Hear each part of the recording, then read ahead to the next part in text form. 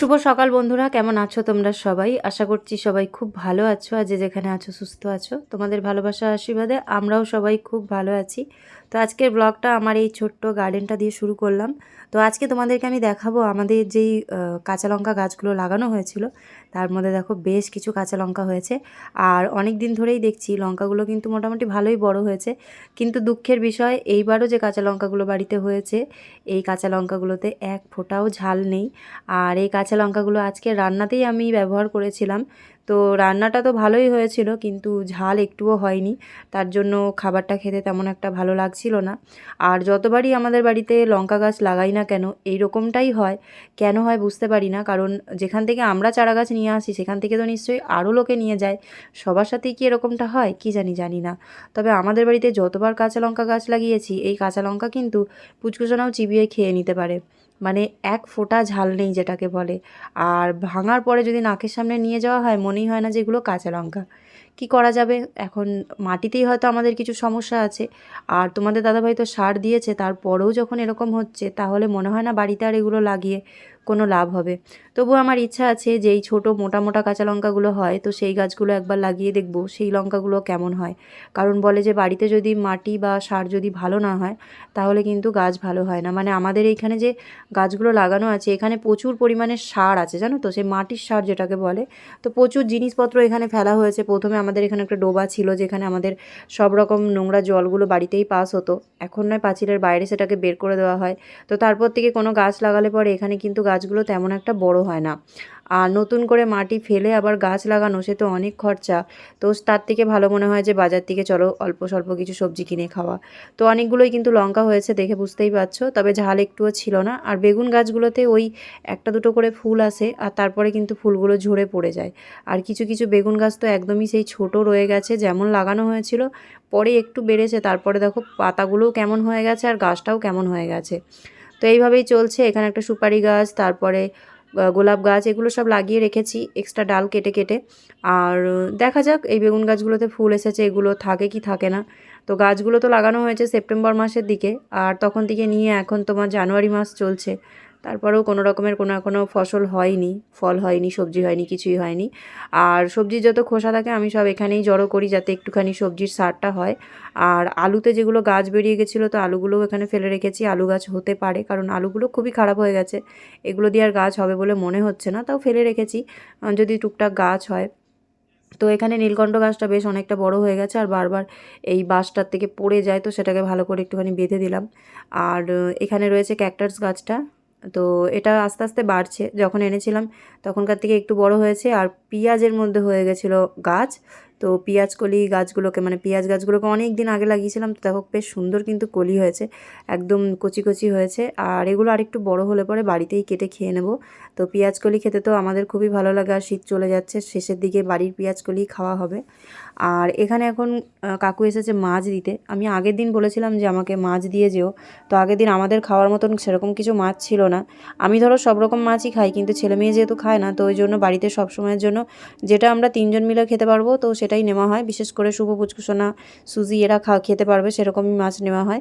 তো আমাদের খাওয়ার মধ্যে একমাত্র সবথেকে ফেভারিট মাছ হচ্ছে রুই মাছ, যেটা আমরা 12 মাস খাই। তাছাড়া যখন লোটে মাছ বা অন্য কোনো মাছ ওঠে, পুচকুসোনা শুভ খেতে রাজি হলে তখনই হয়তো একদিনের জন্য নেওয়া হয়। আর বাকি রুই মাছটা আমাদের 12 মাসই খাওয়া হয়। আর মাংসর থেকে, ডিমের থেকে আমার মনে হয় মাছটা খাওয়াই ভালো। কিন্তু পুচকুসোনা শুভর মাছের প্রতি মানে একটা, মানে কী বলবো তোমাদেরকে, যে ছোটোর থেকে ঘন ঘন না খেলে যা হয়, আগ্রহটা কম। রুই মাছ বলো বা অন্য কোনো মাছ বলো, ওদের মাছের প্রতি আগ্রহটা কম। তবে হ্যাঁ, সপ্তাহে 1 দিন হলে বা 10 দিন পর 1 দিন হলে কিন্তু তখন ওরা খায়, তৃপ্তি করে খায়, তখন খাওয়াতে কোনো বায়না করে না। আর কাকু যেহেতু বাড়ি বাড়ি গিয়ে মাছ দেয়, তো কাকুর তো ডিমান্ডই আলাদা, দেখতেই পাচ্ছ। মাছ কাটতে বসেছে শুরুর থেকে নিয়ে, বারবার করে খালি ফোনই আসছে, আর সবার শুরুতে আমাদের বাড়িতেই এসেছে।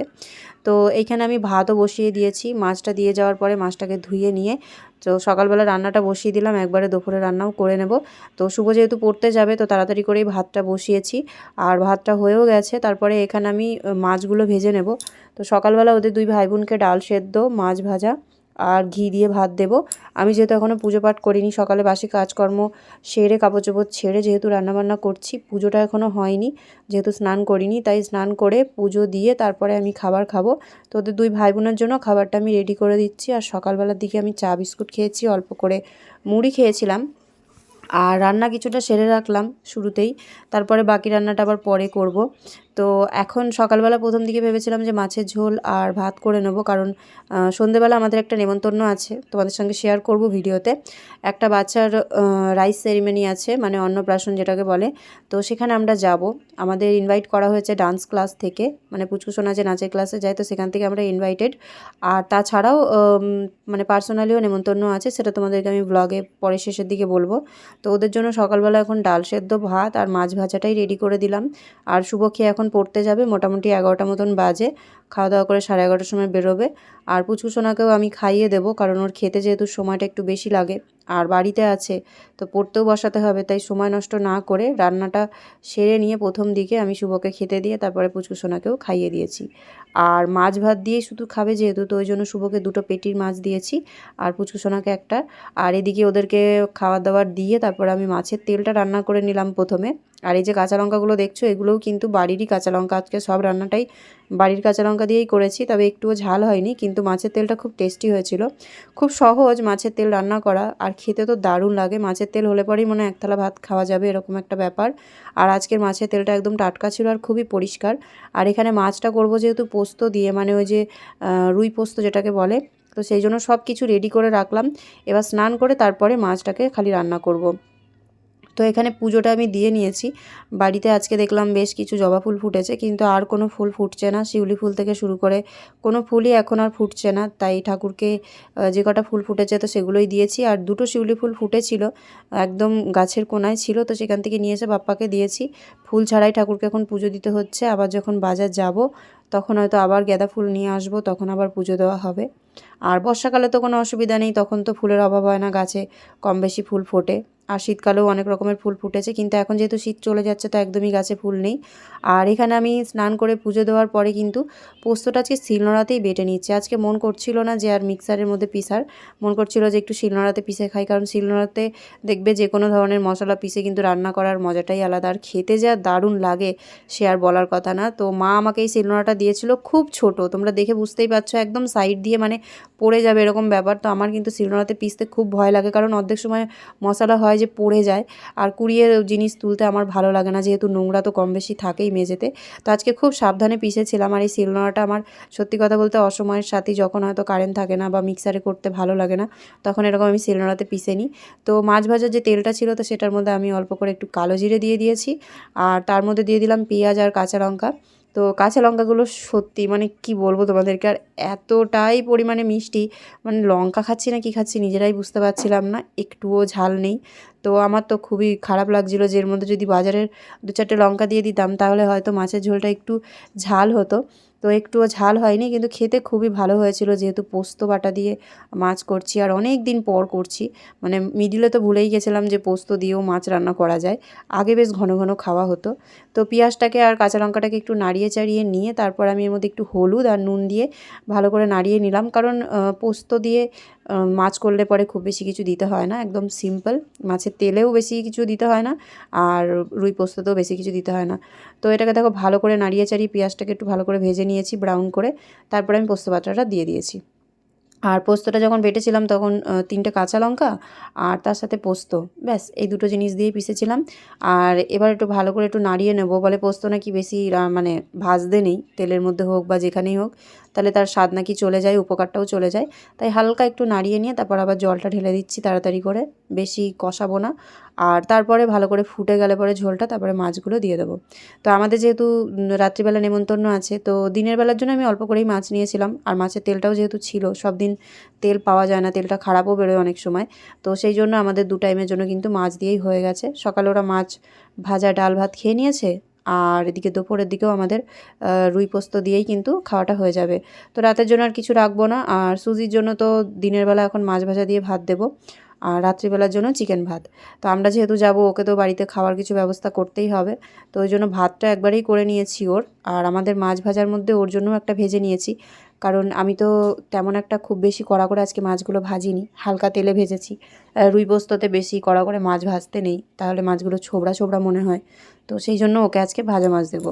আর সবার শেষে জল দিয়ে ভালো করে নাড়িয়ে চাড়িয়ে নেওয়ার পরে আমি অল্প সামান্য একটু চিনি দিয়ে দিলাম, যাতে রান্নাটার মধ্যে একটু ব্যালেন্স থাকে, ঝোলটা যাতে সব রকম মশলা পেলে পরে একটু ভালো লাগে খেতে।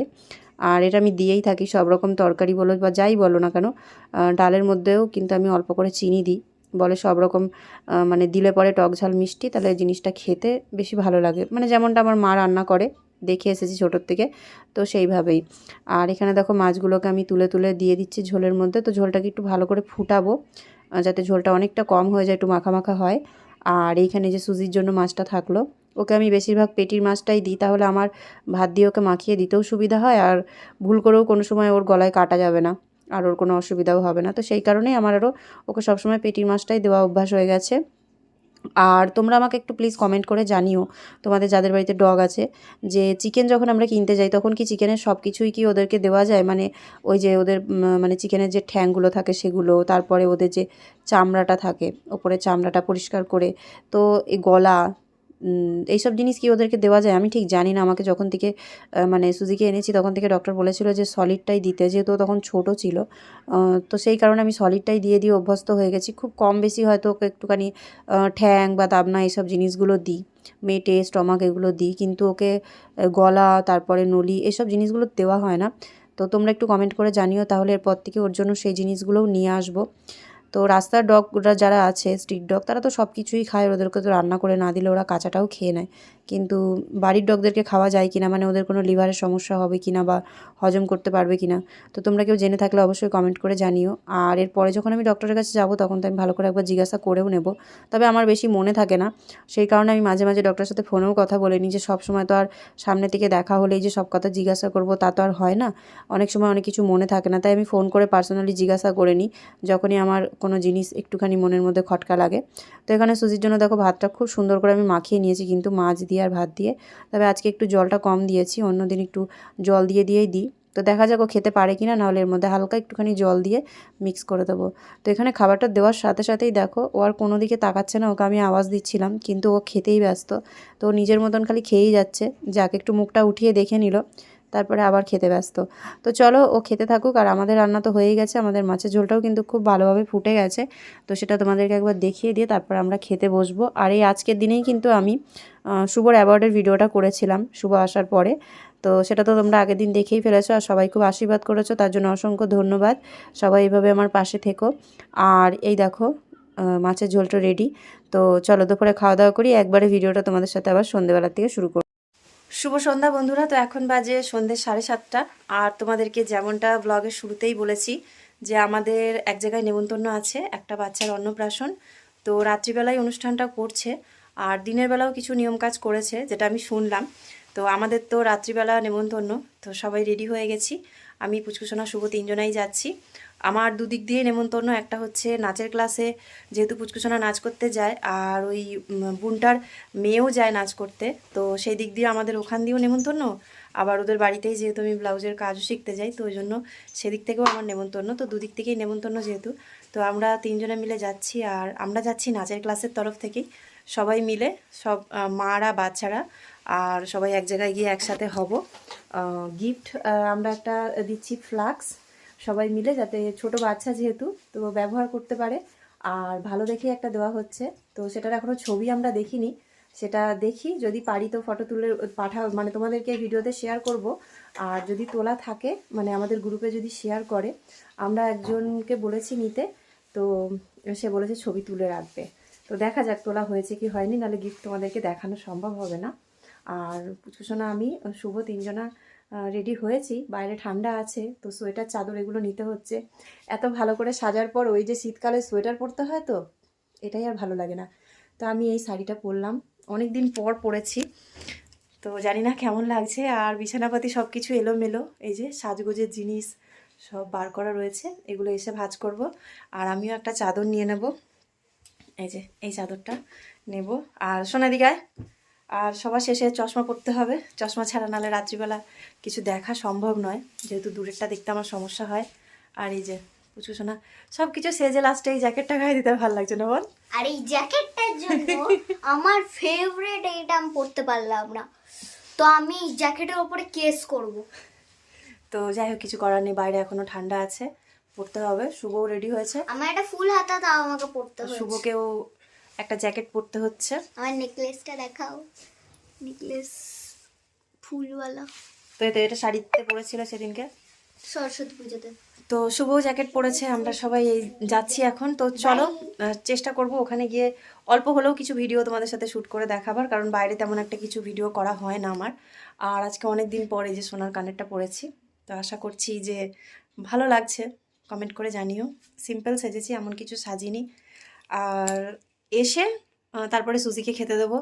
রাত্রিবেলার জন্য তো বললামই, ওর চিকেন ফুটিয়ে রেখেছি, ভাত দিয়ে দেবো এসে। বেশি রাত করবো না, আমরা তাড়াতাড়ি চলে আসবো। তো চলো এখন বেরোই, তারপরে ওইখানে গিয়ে তোমাদেরকে বাচ্চাটাকেও দেখাবো, আর টুকটাক যতটা সম্ভব হবে ভিডিও শেয়ার করার চেষ্টা করবো। অনুষ্ঠান বাড়িতে আসার পরেই সব বাচ্চাগুলোকে দিয়ে একটা ফটো তোলা হলো, কারণ ওরা সব ডান্সের ক্লাস থেকে এসেছে। আর যেই বাচ্চাটার আজকে অন্নপ্রাশন, তার দিদি যেটা, তো সেই দিদিটাই তো নাচ করে, তো ওই জন্য ওর সাথে আমরা সবাই মিলে একটা ছবি তুলেছি। সেই ছবিগুলো ওদের কাছে আছে, আমি জাস্ট যেই ছবিগুলো তুলেছি তোমাদেরকে সবার শেষে দিয়ে দেবো। আর তারপরে আমরা খেতে বসে পড়েছি, কারণ আজকে বেশ ভালোই বাইরের দিকে ঠান্ডা লাগছে। আর তারপরে আমাদের সাথে সব আছে ছোট ছোট বাচ্চা, তো সবই তো মেয়েদের ক্লাস, বুঝতেই পারছো, আমাদের মেয়েদের নাচের ডান্সের ক্লাস। তো সব মেয়েরা আছে, ছোট বড় সব সমবয়সী, খুব বেশি ছোট বড় নয়। আর শুভ আছে আমার সাথে, আর আমরা সব মারা আছি। তো সবাই মিলে একটু মজা করলাম, সেলফি টেলফি তুললাম। তারপরে দেখছি আমাদেরকে একটা করে টেডি দেওয়া হয়েছে, এটা হচ্ছে খরগোশ, আর ওর মধ্যেই রয়েছে একটা মেনু কার্ড, যে মেনু কার্ডের মধ্যে লেখা আছে কি কি খাবার আমাদেরকে দেওয়া হবে। আর মেনু কার্ডগুলো হচ্ছে সবার জন্য একটা করে রিটার্ন গিফট। আর মেনু কার্ডের মধ্যে সাল লেখা আছে, দিন লেখা আছে, মাস লেখা আছে। তো 14ই মাঘ 1432 বুধবার, তো বাংলাও তো মনে থাকে না।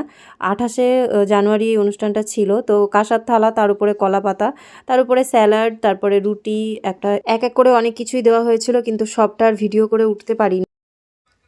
তো এখন বাজে রাত্রি 10:30। শুভ আসার পরেই ওই ঘরে জামা কাপড় চেঞ্জ করেও পড়তে বসে পড়েছে। আর পুচকু সোনা চেঞ্জ করে দেখো শুয়েও পড়েছে, বিছানা টিছানা একদম পয় পরিষ্কার করেও এখানে শুয়ে পড়েছে, মোবাইলে কিছু দেখছে শর্টস ভিডিও। আর আমিও চেঞ্জ করলাম, তো এখন শোবো। তার আগে মুখের এই যে যা যা আছে, লিপস্টিক, আইলাইনার, এগুলো উঠাবো। আর এক হাতে দেখো চুড়ি খুলেছি, আর এক হাতে খুলতে পারিনি, কারণ আমার এই হাতের এই জায়গাটাতে প্রচুর পরিমাণে, এই জায়গাটাতে মানে জ্বলে যাওয়ার কারণে জ্বালা করছে। 2-3 দিন হয়ে গেল। এটা হাতটা ছ্যাঁকা লেগেছিলো যেই দিনকে শুভ পাও বানাচ্ছিল। তো ওই কড়াইটার মধ্যে পাওটা তৈরি করতে রাখা হয়েছিল, আর সেই কড়াইটাতে শুধু মানে টাচ করে হাতটা চলে এসেছে, তারপরে এরকম একটা ঘায়ের মতন হয়ে গেছে। তো যদি বেশিক্ষণ থাকতো তাহলে তো পুরো চামড়াই উঠে যেত। তো পরার সময় চুড়িটা তো পরে ফেলেছি, কিন্তু এখন খোলার সময় আর খুলতে পারছি না।